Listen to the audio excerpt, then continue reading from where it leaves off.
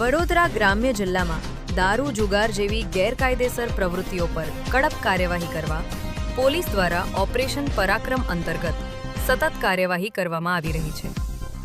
આ અભિયાન હેઠળ ડભોઈ પોલીસે ભારતીય બનાવટના વિદેશી દારૂનો મોટો જથ્થો ઝડપી પાડ્યો છે।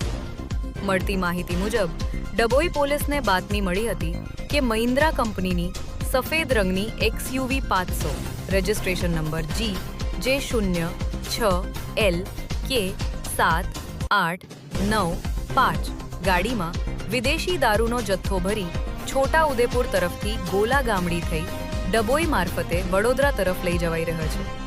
બાતમીના આધારે પોલીસ ટીમે થુઆવી 3 રસ્તા નજીક વોચ ગોઠવી હતી। આ દરમિયાન સંદિગ્ધ કાર આવતી દેખાતા પોલીસ દ્વારા રોકવાનો પ્રયાસ કરાયો હતો, પરંતુ કાર ચાલકે ગાડી ઊભી રાખ્યા વગર ભાગવાનો પ્રયાસ કર્યો હતો।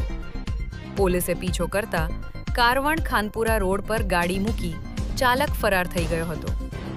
પોલીસે કારની તપાસ કરતા અંદરથી ભારતીય બનાવટના વિદેશી દારૂની 1808 બોટલ, ક્વોટર અને બિયર ટીન મળી આવ્યા હતા।